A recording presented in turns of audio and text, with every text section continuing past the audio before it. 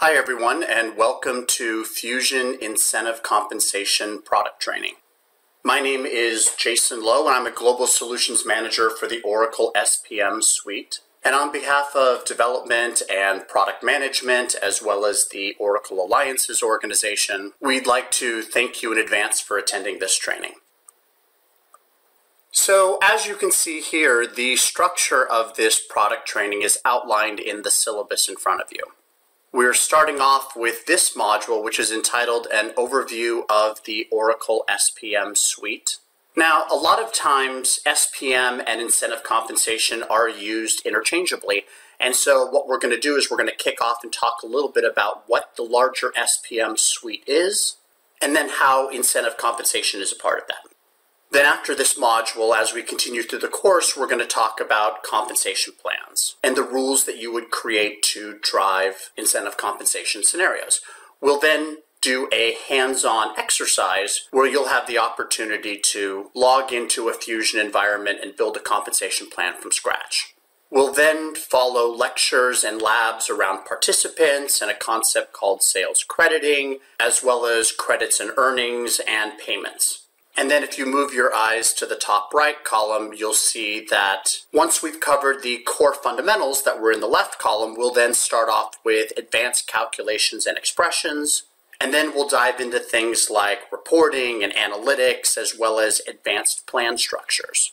And then once we finish all the fundamentals, we're then going to dive into implementation, how to kick off and start an implementation. We'll talk about integration options, as well as security, extensibility, etc.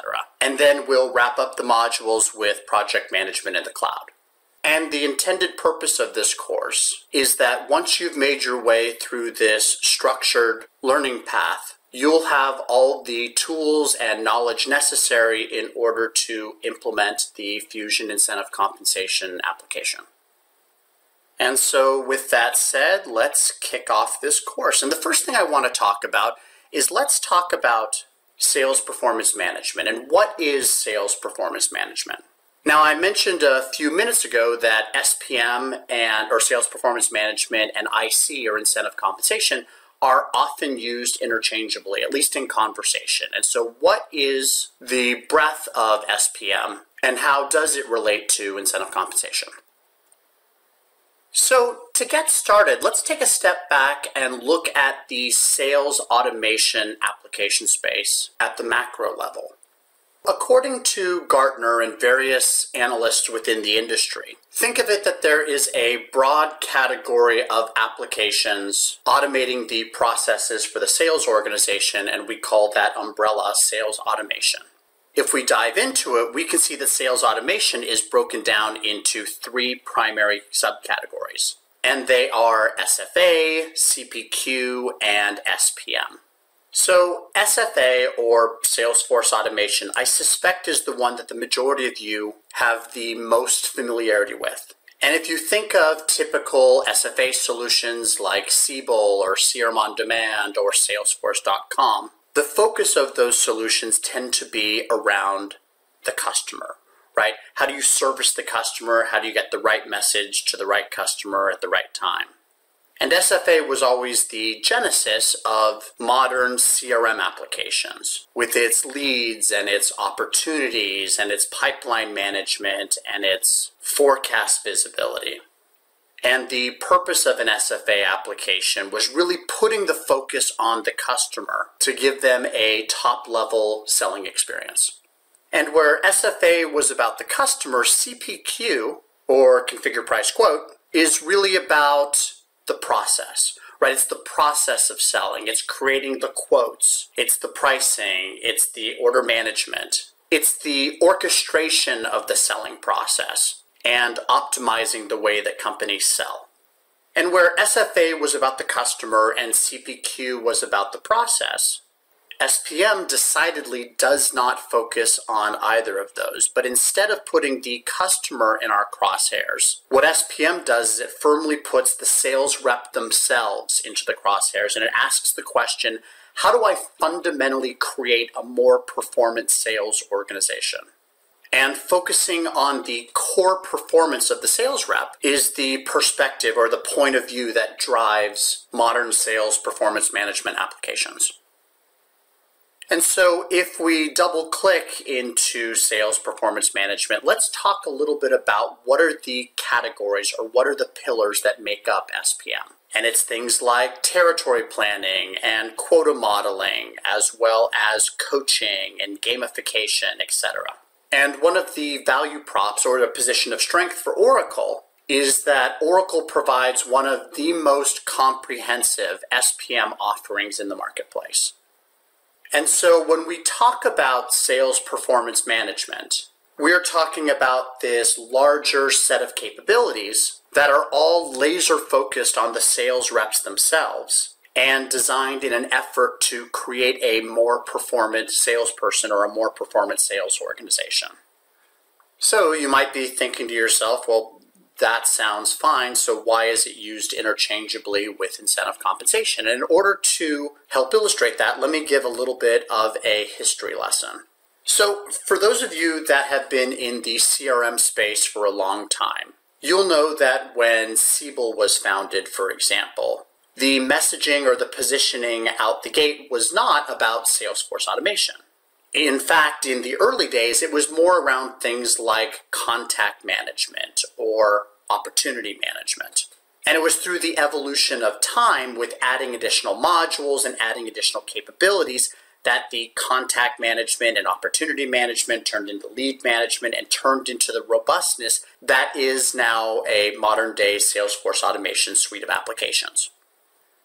And I mention that because SPM has a very similar genesis. About a decade or so ago, it was about incentive compensation and calculating commissions and bonuses and spiffs and whatnot. Then about 6 or 7 years ago, one of the analysts at Gartner said that they were no longer going to call it just incentive compensation, but they were going to bundle it with territories and quotas, and they were going to call it sales performance management. And so in the first version of SPM, it was really just territories, quotas, and incentive comp, with incentive compensation at the heart of the solution. And then fast forward several more years, and various analysts and thought leaders in the space added additional components or pillars to make up the SPM suite. And so today, at the time of this recording, SPM is made up of the 8 pillars that you see in front of you. In the future, the evolution may continue, and more pillars may conceivably be added underneath the SPM umbrella. But the genesis of SPM, how it all got started, and the heart of the solution set, that's immutable. And it all started with incentive compensation. And that, of course, is the primary topic of this product training. But I did want to talk a little bit about the larger SPM story to understand where incentive compensation falls within it. When I start working with new sales consultants or new partners or new implementation consultants in the world of incentive compensation, the one thing I always say, or the one thing I always start off with is, if you take nothing else away from the session we're having today, the one thing I need you to understand is that incentive compensation has nothing to do with calculating commissions and bonuses. Now, you're probably thinking to yourself, wait, what? So let me say it again. Incentive compensation has nothing to do with commissions and bonuses. Sure, one of the outputs may be paying out a commission or a bonus. That may be one of the outputs, but that's not the point of the solution. And so you may be thinking to yourself, wait, so what is the point of the solution? And the answer is behavior modification. How do you fundamentally get people to act or behave in a way that may be contrary to their natural inclinations? And so behavioral psychology, it's the branch of psychology that focuses on the study and the alteration of people's behaviors, which includes their actions, their emotions, and their thoughts. Oftentimes you may have heard it described as the carrot and the stick, but it's really about finding those motivations that are going to drive people's behaviors and then focusing with a laser focus to direct their efforts on those things that are going to drive the largest benefit for the organization. So again, the point of incentive compensation is not calculating commissions and bonuses. Sure, that's the byproduct of it, and that's one of the things that it does. But when you're working with your clients and you're looking to be that thought leader or that trusted advisor, you need to focus on the idea that it's about behavior modification. And what are the levers that an organization has access to that they can pull or utilize in some combination in order to drive the desired behaviors that they want from their constituency. And that constituency, and we'll talk about this when we get into the participants module later on in this course, but that constituency can be internal salespeople. It can be third-party partners and agents and brokers and resellers, etc. But the focus is, as an organization, if I sit back and I see all the resources around me, I understand that naturally some people are focused on what's in the best interest of the organization and some people are not. So the question is, how can you tweak or how can you augment those behaviors to drive those people to slightly act or think or behave in a different way? And again, that is the point of incentive compensation, and that is the point of behavior modification. And so now that you understand that, let's take it a step further and say that the need for behavior modification is everywhere. And so what do I mean by that? I mean, if you look around any organization, there are always places where behaviors can be augmented or changed. Maybe you look at the accounting department and how long it takes for them to approve and pay expense reports. Or maybe you look over in the warehouse and there might be needs to augment some people's behaviors in order to be more compliant with corporate policies. So again, incentive compensation is not limited to just quote-unquote salespeople.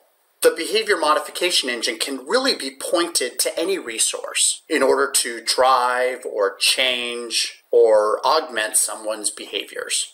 And so to help illustrate that, let me give a couple examples. So I was recently visiting a client in Seattle, and I spent the day with them in their corporate offices. And then after those meetings, I went to the airport where I had to catch a red eye to go to Atlanta to meet with another client the next day. And when I got to the airport, I knew I didn't want to travel all night in my suit, so I went to the restroom and I changed to more comfortable clothes. And as I was leaving the restroom, I saw this sign, and the sign says, "How would you rate the cleanliness of the restroom?" And there's a smiley face and a smirk and then a little bit of a frown and then a big grimace. And I thought to myself, this is really interesting. And as I was leaving the restroom, there was a gentleman there from the airport management, and I went up to him and I asked him, "What is this sign?" And he said, "Well, we know as customers you have your choice in airports and you have your choice in airlines. And so by giving customers the opportunity to provide customer feedback, studies have shown that this can increase the customer's overall experience." Now, what's interesting is what he also told me is that their restrooms at the Seattle airport were always clean. And janitorial staff used to have the practice where every hour they would walk through the restroom, do a spot check, and then on the back of the door they would sign and date that they'd come through and cleaned it. But it was something that was behind a door and most patrons didn't see it. But now that they've implemented these quick surveys on the go, the feedback from the airport's customers has been overall very, very positive.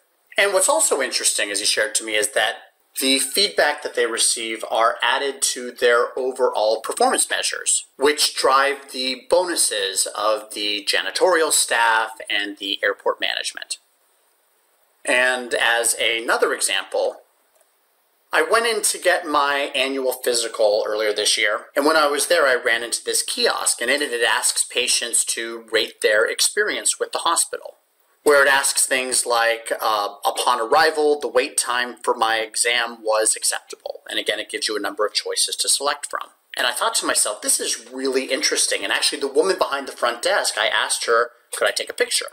And she looked at me rather skeptically and said, "Absolutely not. If you want to take a picture, you have to get it approved by our marketing department." And then she proceeded to escort me to the 5th floor where the marketing people lived. And I went in and I said, "Hey, I just work for an organization that provides software solutions around behavior modification. I thought this was interesting. And as soon as she heard that, the marketing officer smiled and she said, oh, and then she started telling me that they hired McKinsey, and McKinsey ran a study based on patient satisfaction. And she was thrilled to explain all the information with me. And again, like the airport, this hospital knows that their patients have a choice in medical care. And they wanted to provide the highest level patient care and the best experience possible. And what she also shared with me was that based on the feedback from these surveys, this drove a number of the elements for the hospital staff bonuses and the administration bonuses.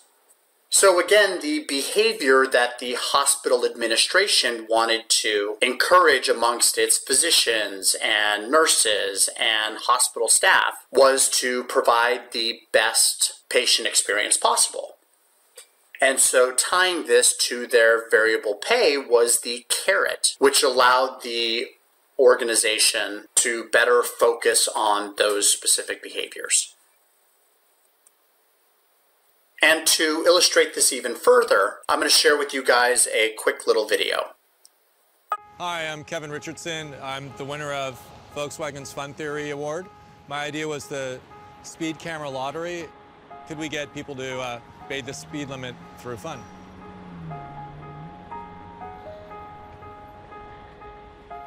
I really believe that fun can change human behavior for the better, and I was really thrilled to see that my idea, which started as a scribble submitted into this competition, might even become reality.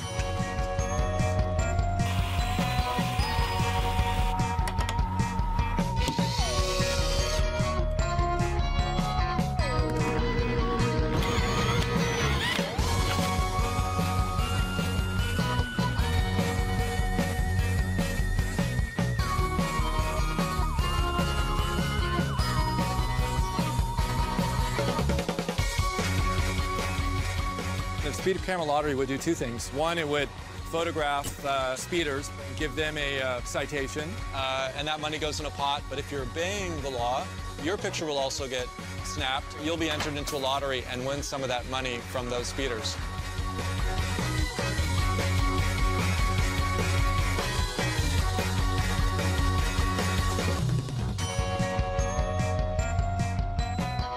Jag kör alltid lagligt, men tveksamt om man vinner. Det är ju bra positiva grejer det där. Kör lagligt och tjäna deg, det är perfekt.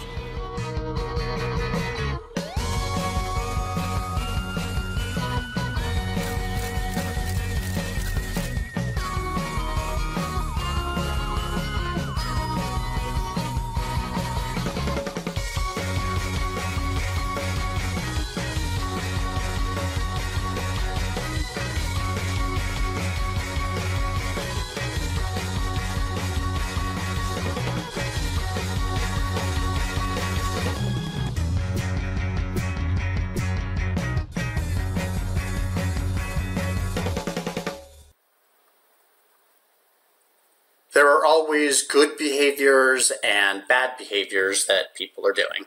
And so if we look at this video, we're all familiar with the bad behaviors, which is speeding. And the penalty for speeding if you're caught in a speed trap is that you'll get a ticket or a fine. And that's the stick. But in the carrot-stick paradigm, the people of Stockholm found a way to reward the good behaviors as well. So those people that are caught speeding and had to pay a fine, those monies are rolled into a pool, and those people who are driving plus or minus 5 kilometers from the speed limit will automatically be entered into a lottery to potentially win those monies that were paid from those fines. So again, the need for behavior modification is everywhere. Obviously, the speed trap is trying to negate those bad behaviors of speeding. And then the financial windfall of winning a lottery is to continue encouraging the better behaviors of those people that are abiding by the speed limit. It's interesting, right? But it's just another way to think about it. So when thinking about the fusion incentive compensation solution, think about it that Oracle provides a centralized behavior modification engine in the cloud. And so you might think to yourself, well, that's interesting, but what can it do? And the answer is, it can do a lot.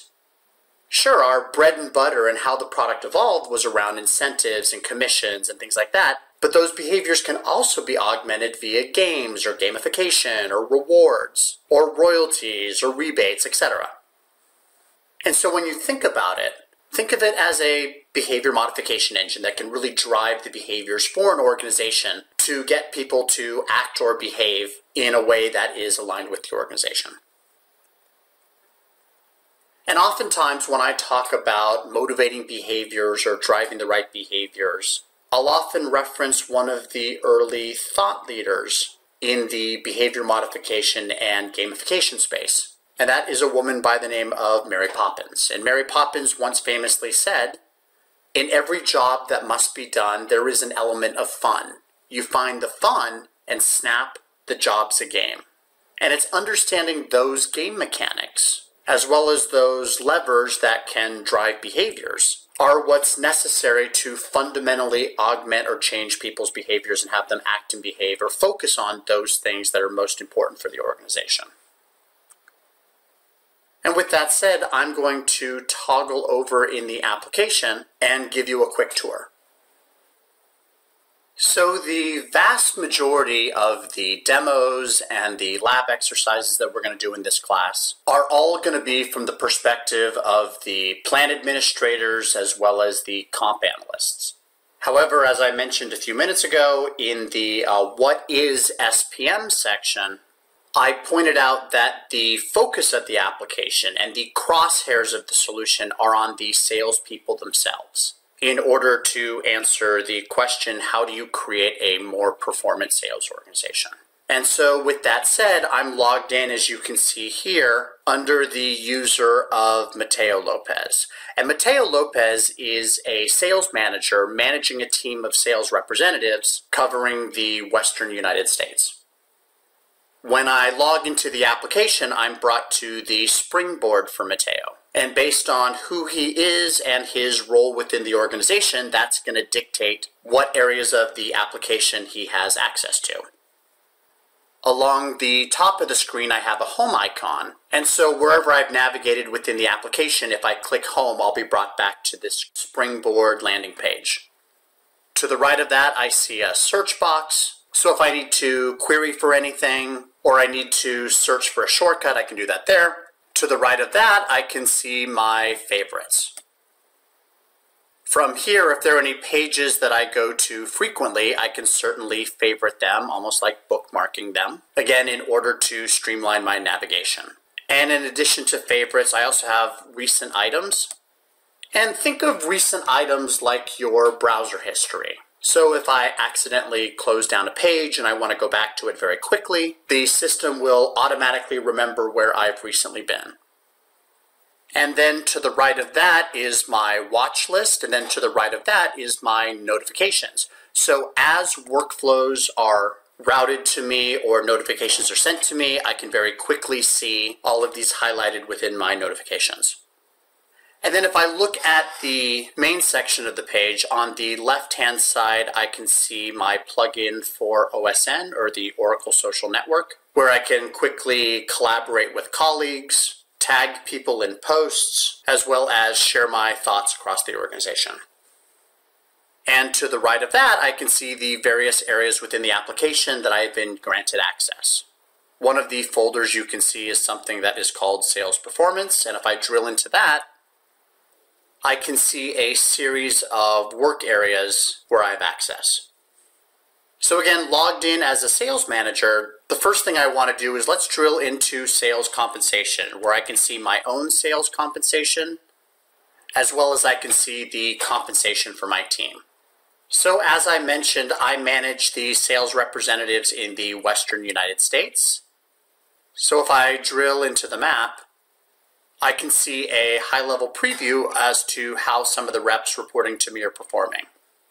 I can see that the rep in the Portland area is someone by the name of Lisa Jones, and she's doing very well because there is a green icon for her. And what the green, yellows, and red mean by default in the application is how well they're performing. Green, of course, is good. Yellow means that there are areas for caution. And red may mean that I have a rep that may be a little bit off the reservation.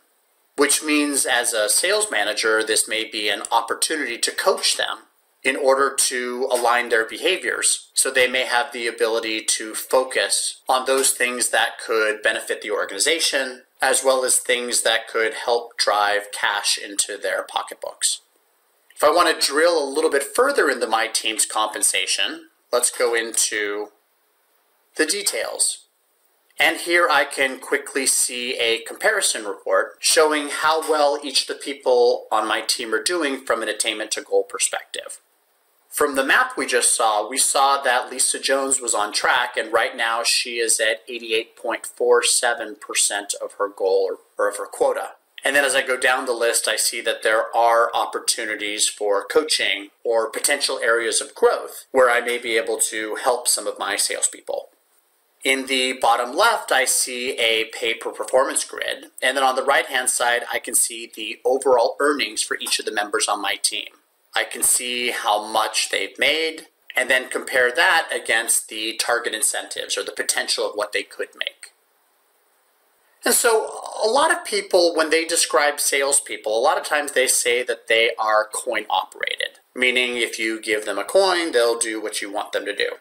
And so for traditional salespeople, incentives and commissions are obviously a very effective instrument at our disposal that we can use in order to drive people's behaviors.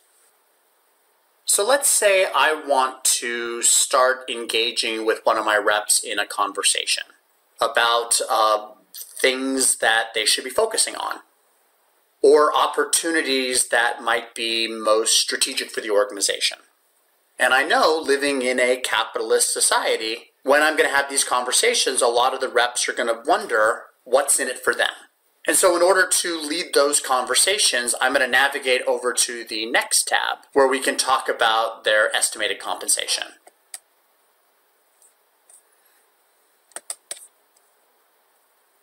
And so from here, one of the nice things about Fusion Incentive Compensation is that we could take any or all of the opportunities that any of my reps might be working in our SFA system and push them over as what we call deals in order to do some what-if modeling to see how much potential commission a rep could make or to help them identify the what's in it for them. Think of estimated compensation as that cocktail napkin, where one of your reps is at the hotel bar after a long day of customer meetings, and they're thinking, if this deal closes, and then they start writing on the back of the cocktail napkin as to how much commission they could possibly hope to receive if a particular deal closes.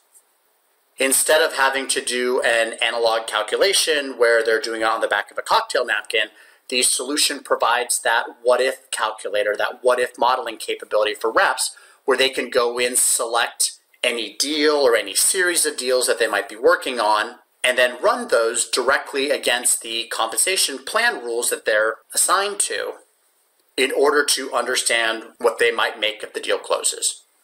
And so again, I'm still logged in as a sales manager, but if I wanted to have a one-on-one coaching session with one of my salespeople, we could simply bring up their list of opportunities. We could click the icon on the top right that says Select Deals. And then from here, I could check any of the active opportunities that I want to be coaching them on. We could look at some of the details like the potential close date and the quantity or the potential revenue for the opportunity. Are they receiving 100% of the deal? Maybe they're splitting it with a colleague of theirs, etc. And I could either select one of these opportunities or I could select multiple opportunities, and then I could simply estimate the compensation. And then from there, that allows me to have this substantive conversation with my sales reps in order to help them understand what's in it for them. Again, this is a very, very powerful capability within Fusion Incentive Compensation and something that is requested frequently from our customers. And it's something we deliver standard with the product, which means everyone that is licensed for incentive compensation automatically has access to these what-if modeling tools. To navigate further, if I go to the left to the My Team section, from here I can see details on my team and get better insight into the levers that are in place for them that are driving their comp. So as I mentioned, I'm Mateo Lopez, and Mateo Lopez has a number of salespeople that report to him. I can view this as a traditional org chart. I can also play with the visualizations a little bit and maybe change the visualization from a traditional parent-child to, let's say, a hub and spoke. So again, there's a lot of flexibility within Fusion Incentive Compensation to see information in the way that makes the most sense for you. So as Mateo Lopez, the salespeople that I'm trying to create more performant and to increase their total selling potential are surrounded by me. If I drill into one of my resources, let's drill into Lisa Jones. So let's just select this. And I can now see Lisa Jones is on the direct sales compensation plan. She has a target incentive, so her variable at plan is $160,000. I can see that the plan she's tied to is from the start of the year, from January 1st of 2015 all the way till December 31st. And I can also see that she has accepted her plan. Part of incentive compensation is the plan acceptance workflow.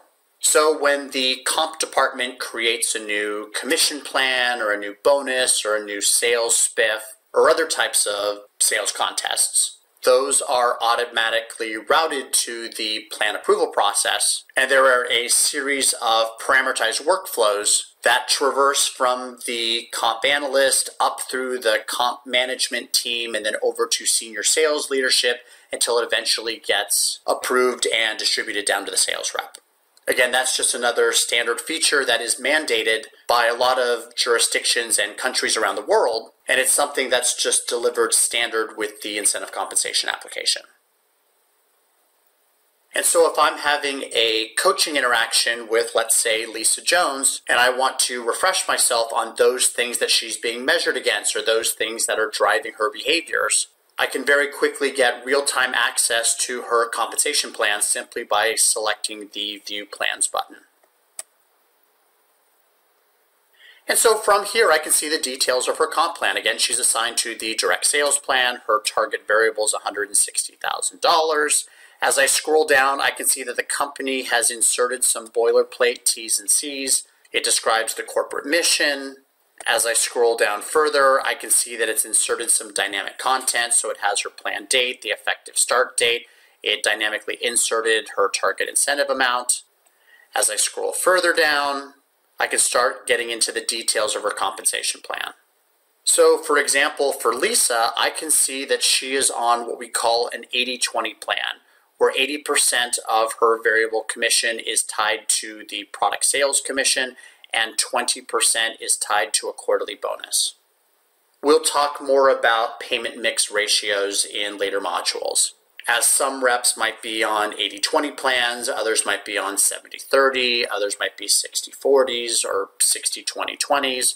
There's a lot of variation with that and a lot of flexibility with that, and again, we'll talk about that in detail in later modules. But so as a manager, where incentive compensation, the point of incentive compensation is behavior modification, I can understand the levers that have been assigned to her and that are being pulled in order to drive her behaviors.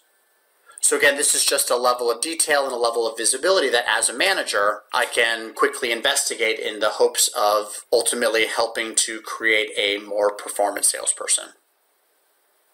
And in addition to being able to see the plan rules or the game mechanics that are being applied to drive her behavior, let's say that we're in the middle of a fiscal year and Lisa or any of my salespeople have been selling for quite some time, and then let's say questions arise as to why they received a certain commission or why their quota may have changed or what have you.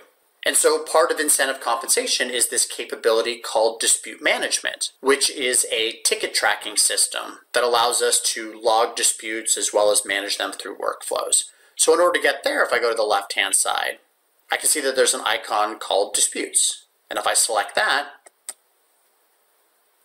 I'm brought to my dispute work list.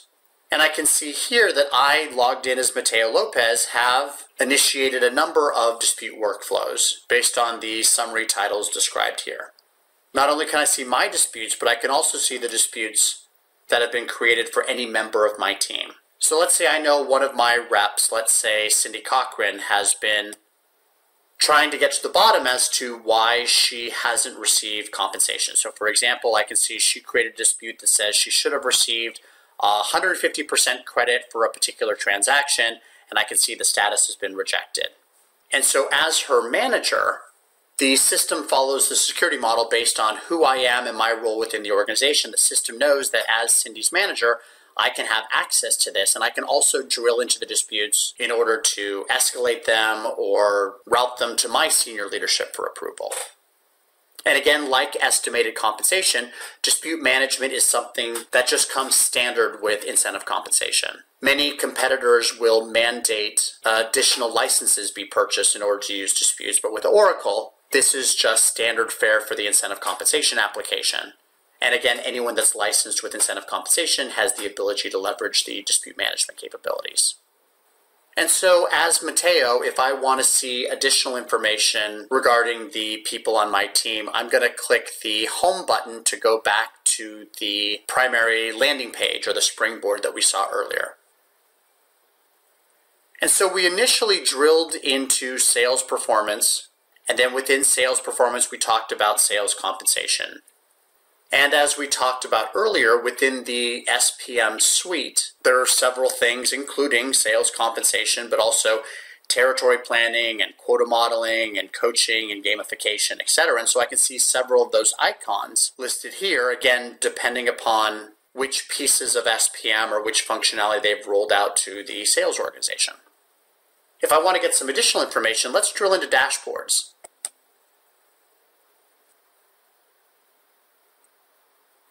From here, I can see additional information as to how well my team's performing. In the area at the top, I can see the revenues my team has brought in the month of January. If I simply click the play button, I can see how they performed in February, in March, in April, etc. And it allows me to understand trends. It allows me to understand who my top performers are and who the people are that might be a little bit challenged and might need a little assistance from their manager. Below that, I can see a quick leaderboard to see again who my top performers are and the people that might need additional coaching. And then on the bottom right here, I can see which products are selling. As reps, a lot of times reps want to sell products that are selling. And people want to focus or sell the products that are hot or the products that are moving or the products that customers are actually buying. And so from this screen, I can simply click the play button to see what was the product mix in the month of January. I can then see how it moved to February, different products come into favor over different periods of time, etc., etc. So again, as a manager, it's just giving me those tools or that level of insight that I need in order to help motivate my salespeople in a way that is most beneficial for them as well as for the organization. Another view I might want to see if I go to the left navigation is attainment to goal. How well are each of my people performing against their goals? And so here I can see a very easy to understand graphical display. I can see that Lisa Jones is leading the charge. She's about 93% of her number for the entire period, as well as how her peers are performing. If I wanted to engage any of the lower performers in a coaching conversation, I could simply navigate over to the balance scorecard. And this coaching scorecard allows me to identify key performance indicators. And maybe as part of my organization's coaching methodology, we may have identified a number of the KPIs as well as associated weights to them so that we can create composite scores. In this example, we have categories for new customer acquisition and customer retention and the cross-selling of products, as well as increasing product margins. But again, based on any organization's coaching methodologies, as well as their underlying sales methodology, these metrics and KPIs can be adjusted to track whatever makes the most sense for the organization. Moving forward, we talked a little bit about the team performance reports earlier, but let's drill into another one of our compensation reports. And here, as a manager, I can glean insight into the sales attainment against their sales quotas, along with their earnings to date against their target incentives across my entire team.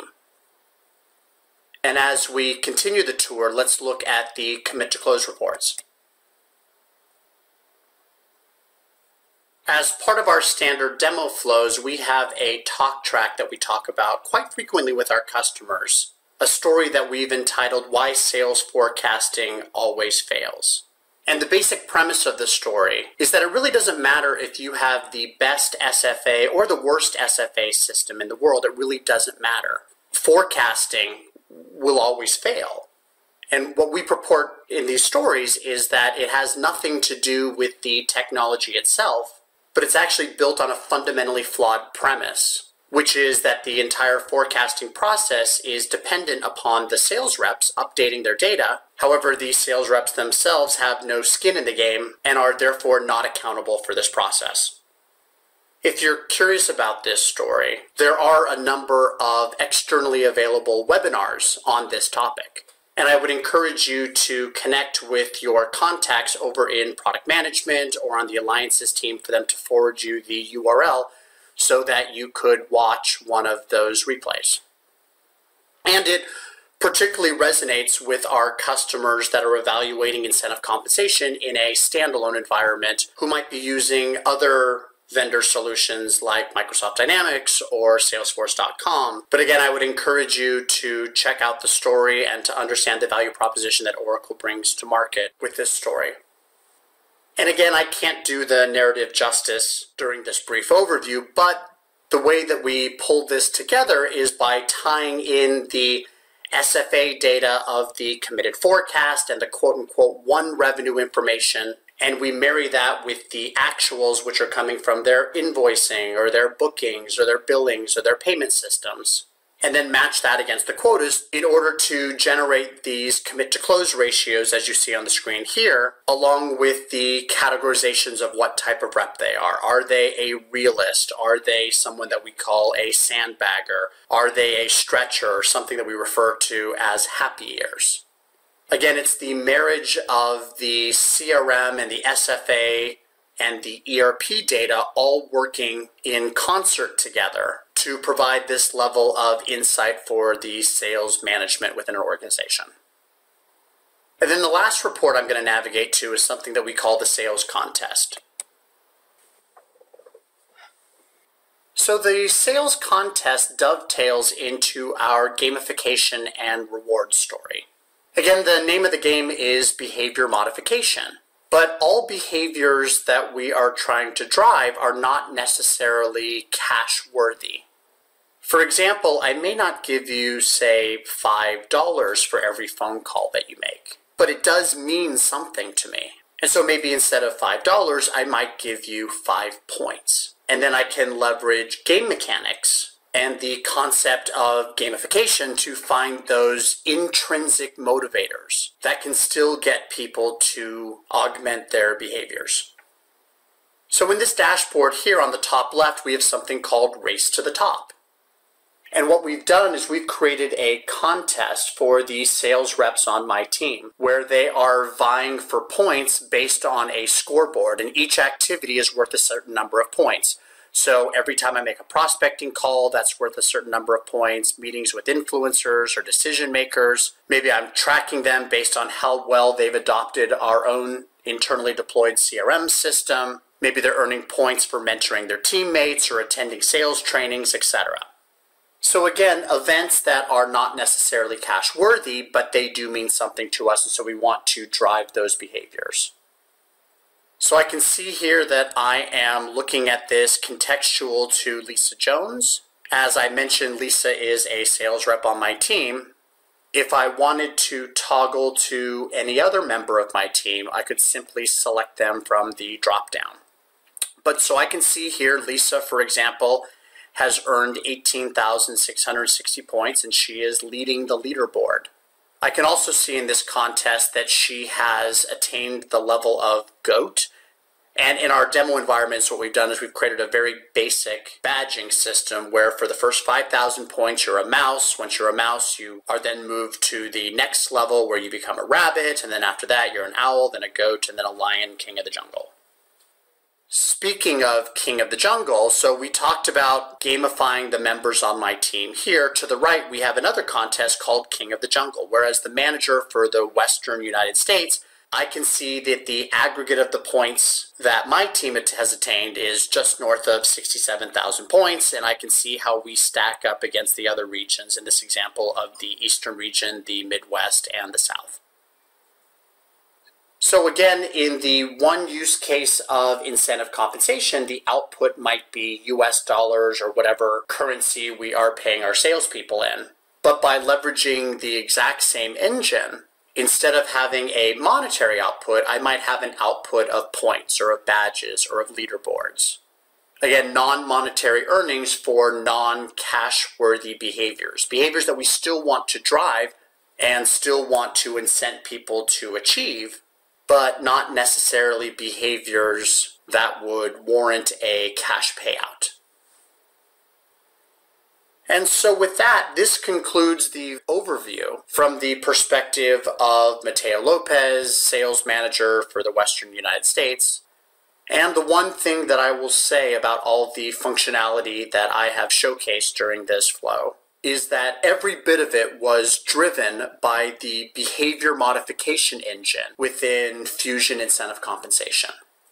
And so with that said, let me toggle back to the PowerPoint. Okay, so again, if I was to ask you to wrap your head around one concept, it's the idea that incentive compensation has nothing to do with paying commissions and bonuses. Now, granted, that may be one of the outputs, but that's not the point of the solution. The point of the solution is behavior modification. How do you fundamentally get people to act and behave in a different way? And as I mentioned with the various examples, the need for behavior modification is everywhere. And I really encourage you guys to keep that in mind when you're trying to have those high-level conversations with your clients, where you're trying to set yourselves up as trusted advisors or thought leaders. It's about shifting your perspective, but it's a perspective that allows you to minimize the number of tactical conversations you're having, and it opens the door and allows you to participate in those more value-oriented discussions. And with that said, this concludes this overview module, and in the next lecture, we're going to roll up our sleeves and start talking about the guts of the compensation rules and what you can design or build in order to drive people's behaviors.